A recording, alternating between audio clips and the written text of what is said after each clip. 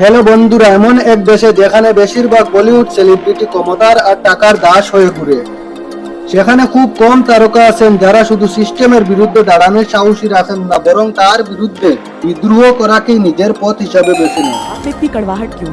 आप में इतनी बिटरनेस क्यों? Because I'm a rebel, I'm a fighter. Zubeen Garg ছিলেন সেই কিছু বিদ্রোহীদের মধ্যে একজন। আসামে বন্ধুরা 19 সেপ্টেম্বর 2025-এর দিনটি চিরদিনের জন্য ইতিহাসে লেখা হয়ে গেল। সেদিন সমুদ্রের ঢেউ শুধু একজন মানুষকে নয়, একটা গোটা প্রজন্মের কণ্ঠস্বরকেও নিজের ভিতরে টেনে নিল। জুবিন গার্গের নাম ছিল প্রতিটি গলি নুক্কড়ে, প্রতিটি উৎসবে, প্রতিটি হৃদয়ের ধ্বনিতে মিশে। যেই মুহূর্তে জুবিন গার্গের মৃত্যুর খবর এলো, পুরো আসাম নিস্তব্ধ হয়ে গেল। কলেজের ছাত্র থেকে শুরু করে নিরাপত্তায় থাকা পুলিশ, সোশ্যাল মিডিয়া ইনফ্লুয়েন্সার থেকে অফিসে যাওয়া মানুষ, কেউই নিজের চোখের জল ধরে রাখতে পারল না। Zubin Da voiced our love and heartbreaks, but he also voiced our desperation and frustration at a failing system in society. অফিসগুলো বন্ধ হয়ে গেল, সরকারকে 3 দিনের সরকারি শোক ঘোষণা করতে হলো। আর যখন জুবিনদার দেহ আসামে পৌঁছালো, আর তাকে এক নজর দেখার জন্য লক্ষ লক্ষ মানুষ রাস্তায় নেমে এলো। Tears in their eyes, grieving the loss of soul of Assam.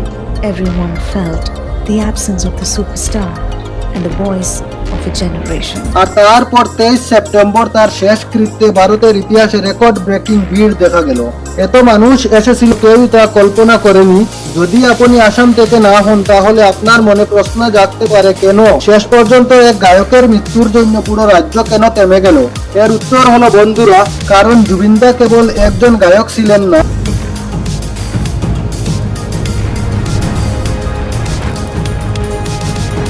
এটা 1990-এর দশকের শুরুর দিকের কথা। জুবিন গার্গ এমন সময়ের সঙ্গীত দুনিয়ায় পা রাখেন যখন আসামে আলাদা দেশের দাবির কথা এক সংগঠন তুলছিল। তার নাম United liberation front of Assam, সংক্ষেপে ULFA। আসামি জনগণের এক প্রজন্ম তখন অস্ত্র তুলে নিচ্ছিল আলাদা দেশের দাবিতে। আলফার বিরুদ্ধে সেনাবাহিনীর অপারেশন বজরং তখনই শেষ হয়েছে, যার পিছনে রেখে গেছে দমন আর নির্যাতনের ভয়াবহ গল্প এবং আসামের তরুণদের মনে গভীর এক হতাশা। চারপাশে ছিল হিংসার পরিবেশ। আর ঠিক সেই সময় 1992 সালে জুবিনের প্রথম অ্যালবাম অনামিকা প্রকাশিত হয়।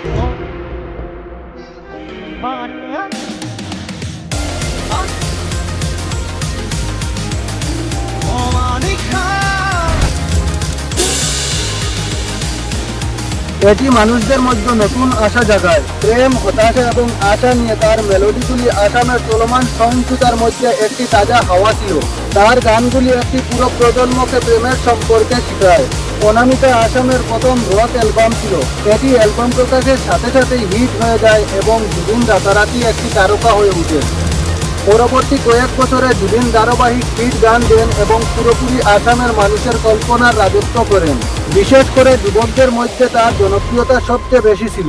জুবিনের গান আসামের উপত্যকা, ক্ষেত এবং চা বাগানের প্রতিধ্বনি করতে শুরু করে। প্রতিটি অনুষ্ঠানের জন্য জুবিনের একটি গান ছিল এবং এই গানগুলি মানুষকে হতাশার মাঝেও তাদের নিজস্ব জমি এবং সংস্কৃতির প্রতি ভালোবাসা দিতে সাহায্য করেছিল। বলা হয় 1990 সালে আসামে জুবিনের প্রয়োজন ছিল।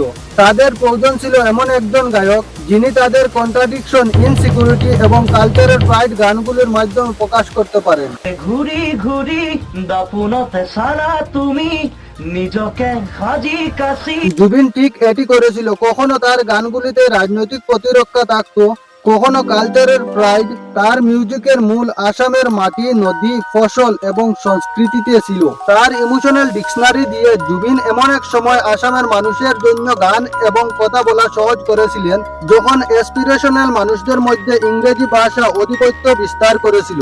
তার গানগুলি এমন একটি প্রজন্মকে কালচারাল এবং পলিটিক্যাল কনফিডেন্স দিয়েছিল, যারা গ্লোবালাইজেশন এবং মিগ্রেশনের চাপের মুখোমুখি হচ্ছিল। 2000 সালের মধ্যে জুবিন বেশিরভাগ সময় আসামের জন্য একটি আইকন হয়ে উঠেছেন। পুরো আসামে বিলবোর্ডে তার মুখ দেখা যেত এবং তার গান সর্বত্র শোনা যেত। প্রতি বছর এপ্রিল মাসে হুয়া বিহু ফেস্টিভ্যালে জুবিনের সর্বাধিক চাহিদা থাকত।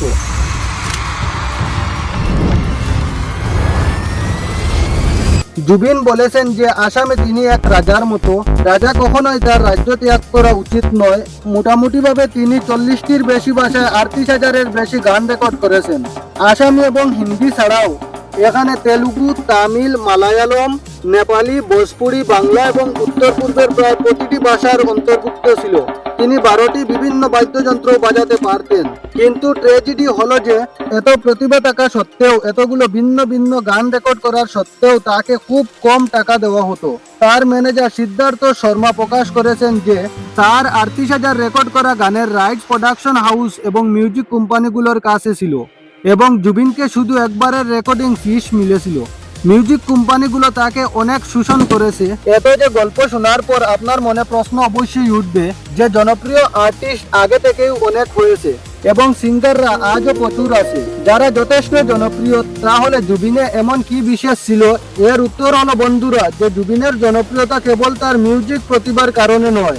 আজ সকলের কাছে জুবিনের সাথে সম্পর্কিত একটি গল্প আছে, তার সাথে একটি ছবি আছে, কারণ জুবিন মানুষের মধ্যেই বেঁচেছিলেন।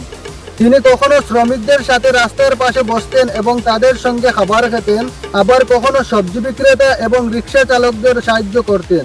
তিনি সব সমস্যায় মানুষের সঙ্গে দাঁড়িয়েছেন। বিভিন্ন সামাজিক কাজে তিনি প্রচুর দান করেছেন এবং নিজের জীবনে হাজারো পরিবারকে সাহায্য করেছেন।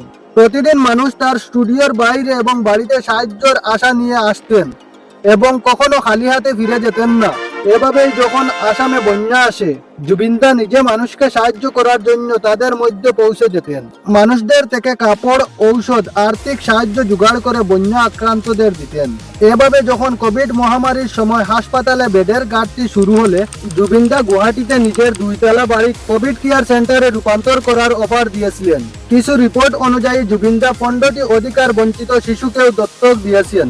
তাদের মধ্যে একজন মেয়ে ছিল কাজুলি।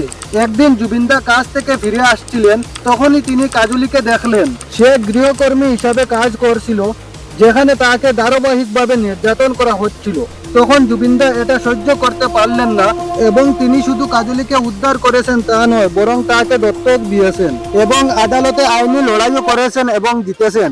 অধিকার বঞ্চিত মানুষদের সাহায্য করার এবং প্রতিটি সমস্যার সময় নিজের মানুষের পাশে থাকার কারণে জুবিনদা মানুষের রিয়েল লাইফ হিরো হয়ে উঠেছিলেন। কিন্তু তিনি শুধু কোনো ফিল্ম হিরো ছিলেন না, একজন বিদ্রোহী যিনি ক্ষমতাসীনদের সব সময় প্রশ্ন তুলেন, সেটা রাজনৈতিক হোক বা ধর্মীয়। में इतनी बिटरनेस क्यों है? Because I'm a rebel. I'm a fighter. I'm always a fighter.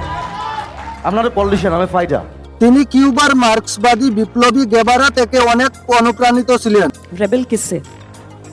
I've learned it from Che Guevara. তিনি একজন স্বাধীন পাখির মতো সর্বদা যা মনে হতো তাই বলতেন। কোনো মন্ত্রী বা রাজনীতিবিদের বিরোধ করার জন্য পিছিয়ে যাননি এবং তাদের সরাসরি চ্যালেঞ্জ করতেন। তিনি সার্বজনীনভাবে বলেছেন যে আসামের সব মন্ত্রী এবং নেতা দুর্নীতিগ্রস্ত, সেটা হোক বিজেপি বা कांग्रेस। मिनिस्टर्स है, एमएलएज हैं, दे करप्टेड। तो बीजेपी हो, कांग्रेस हो, कुछ भी हो। और असम में ऐसा है, मतलब ऐसा एक कल्चरल मिनिस्टर बना देते हैं जिसको कोई मालूम ही नहीं है कल्चर के बारे में। जो एजुकेशन मिनिस्टर है उनको मालूम होना चाहिए कि क्या एजुकेशन क्या है, कैसे होना चाहिए। নিজেকে নাস্তিক বলায় জুবিনদার এটাও বক্তব্য ছিল যে তার কোনো জাতি নাই, কোনো ধর্ম বা কোনো ঈশ্বর নেই, তিনি শুধু স্বাধীন। মোর কোনো জাতি নাই, মোর কোনো ধর্ম নাই, মোর কোনো ভগবান নাই। যুদ্ধ থেকে বেঁচে ব্রাহ্মণ জুবিনদা খোলাখুলিভাবে জাতি ব্যবস্থা এবং সামাজিক বৈষম্যের বিরুদ্ধে সব সময় কথা বলতেন। বলা হয় যখন তিনি 12 ক্লাসে ছিলেন তখনই তিনি নিজের জন্ম খুলে ফেলেছিলেন। এটি নিজের মশারি তন্ত্রে সুতার মতো ব্যবহার করতে শুরু করেছিলেন। মানুহ কিন্তু লগুন নাই। এনে ফার্স্ট ইয়াৰতে লগুন ছিঙিছোঁ আৰু এখন চিনেমাত মই লগুন ছিঙিছোঁ। ইণ্টাৰভেল হয়। মোৰ কোনো জাতি নাই, মোৰ কোনো ধৰ্ম নাই, মোৰ কোনো ভগৱান নাই, মই মুক্ত, মই কাঞ্চনজঙ্ঘা। এভাবে 2018 সালের মে মাসে যখন বলিউড অভিনেতা গোবিন্দা গুয়াহাটিতে মা কামাখ্যা মন্দিরে মহিষের বলি দিয়েছিলেন, তখন জুবিনদা এর বিরোধ করেছিলেন। তিনি বলেছেন যে কোনো দেবতা প্রাণীর রক্ত চাইবেন না, ধর্মের নামে প্রাণীর বলির প্রয়োজন নেই। তিনি এটাও বলেছেন যে যদি গোবিন্দা মা কামাখ্যা দেবীকে খুশি করতে চাইতেন তবে তাকে মহিষ নয় বরং নিজের বলিদান দিতে হতো। জুবিনদার আসামের সংস্কৃতি এবং আসামি ভাষার সঙ্গে অনেক ভালোবাসা ছিল, তবুও তিনি কোনো সুবনপ্রীতি ছিলেন না।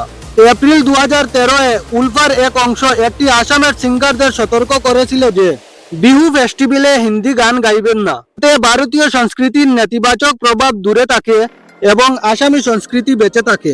এই সময়ে জুবিনদা একমাত্র এমন সিঙ্গার ছিলেন যিনি উলফার বিরুদ্ধে দাঁড়িয়েছিলেন। তিনি উত্তর দিয়েছিলেন, who the hell are you, I want care. তিনি বলেছেন যে মিউজিকের কোনো ভাষা নেই। উলফাকে চ্যালেঞ্জ করে সরাসরি বলেছেন, কে বলে যে হিন্দি গান আসামের সংস্কৃতি নষ্ট করবে? এটি একটি পুরানো এবং একেবারেই বাজে ভাব। জুবিনদা মানেননি এবং বিহু ফেস্টিভ্যালে হিন্দি গান গেয়েছেন। তখন উলফা তাকে গুলি মারার হুমকি দিয়েছিল। এখন দেখো বন্ধুরা, ভারতে বেশিরভাগ বলিউড সেলিব্রিটি হুমকি তো ছাড়ো, ছোটখাটো বয়কটের দাবিতেও বই পেয়ে যান। আর এখানে যখন জুবিনদাকে এক মিলিটেন্ট সংগঠন জীবনের ঝুঁকি নিয়ে মারার হুমকি দিল, তবুও তিনি এর বিরুদ্ধে ছিলেন। যখন আসাম সরকার তাকে নিরাপত্তা দেওয়ার প্রস্তাব দিল, প্রথমেই তিনি সেই নিরাপত্তা থেকে অস্বীকার করেছিলেন। তিনি বলেছিলেন, লোকজনের মাঝে থাকা নিরাপত্তার কভার যে কোনো গার্ডের চেয়েও বেশি নিরাপদ। এখন আমরা কথা বলবো জুবিনদার আসল সংগ্রাম এবং তার বিদ্রোহী চিত্র নিয়ে। জুবিনদা সবসময় তাদের বিপক্ষে দাঁড়াতেন যা তাকে ভুল মনে হতো, সেটা রাজনৈতিক হোক বা সামাজিক। তিনি কখনোই ক্ষমতাধারীদের থেকে বয়ে পিছপা হননি এবং এই বিষয়টা তাকে এক আলাদা স্টার বানিয়েছে। জুবিনদার জীবন শুধু সঙ্গীতেই সীমাবদ্ধ ছিল না, তিনি তার ফ্যান এবং সমাজের জন্য সবসময় কিছু করতে চেয়েছে। এটাই ছিল তার বিদ্রোহী আত্মার পরিচয়। তো বন্ধুরা, আজকের ভিডিওতে এতটুকুই। ভিডিওটি ভালো লাগলে লাইক করে আপনার বন্ধুদের সাথে শেয়ার করতে ভুলবেন না। আর হ্যাঁ, এইরকম ভিডিও আরো দেখতে আমাকে ফলো এবং সাবস্ক্রাইব করে রাখবেন। ধন্যবাদ।